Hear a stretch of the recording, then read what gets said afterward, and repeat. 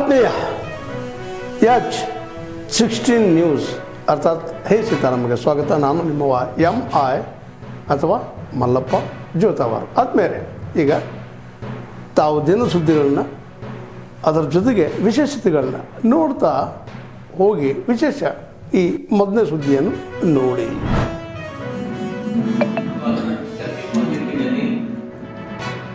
ನಮ್ಮೆಲ್ಲರಿಗೂ ಏನು ಬೇಕು ಬನ್ನಿ ಬನ್ನಿ ಬಂದು ಈ ಕಡೆ ಬನ್ನಿ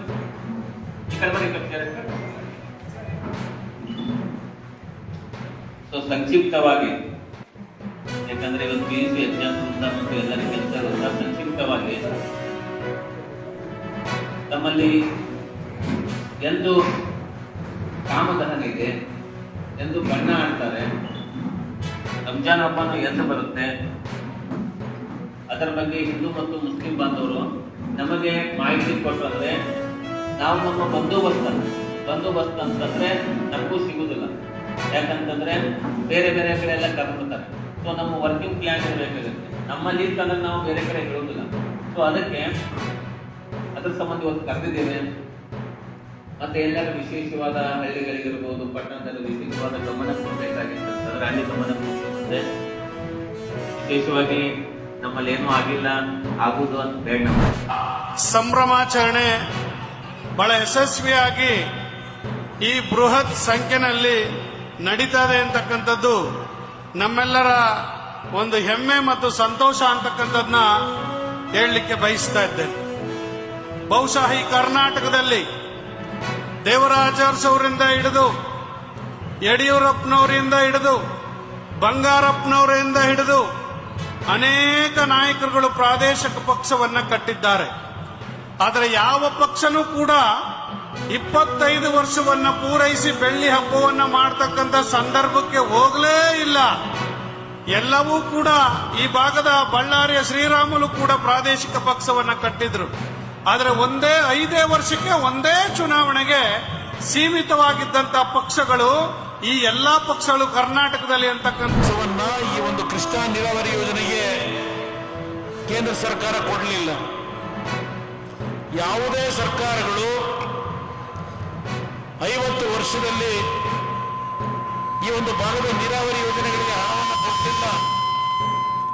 ನಿಮ್ಮಗಳ ಆಶೀರ್ವಾದದಲ್ಲಿ ದೇವೇಗೌಡರು ಪ್ರಧಾನಮಂತ್ರಿಗಳಾಗ್ತಕ್ಕಂಥ ಒಂದು ಅವಕಾಶಗಳಿಂದ ದೊರೆತು ಅವತ್ತು ಅವರು ಕೈಗೊಂಡಂತಹ ಒಂದು ತೀರ್ಮಾನದ ಹಿನ್ನೆಲೆ ಉತ್ತರ ಕರ್ನಾಟಕದ ನೀರಾವರಿ ಯೋಜನೆಗಳಿಗೆ ಸುಮಾರು 20,000 ಕೋಟಿ ರೂಪಾಯಿಗಳು ಬಂದಂಥದನ್ನ ಉತ್ತರ ಕರ್ನಾಟಕದ ಜನತೆ ಮರಿತಕ್ಕಂಥದ್ದಲ್ಲ ಅನ್ನೋದನ್ನ ನಿಮ್ಮಲ್ಲಿ ಕೈ ಜೋಡಿಸಿ ಮನವಿ ಮಾಡಿದ್ದೇನೆ.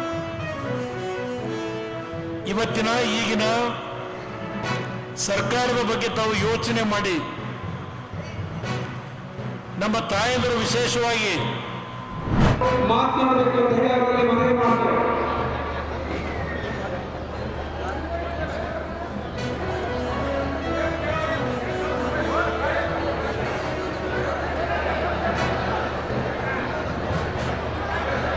ಕರ್ನಾಟಕ ರಾಜ್ಯದ ಎಲ್ಲ ನಾಯಕರೇ ಹಾಗೂ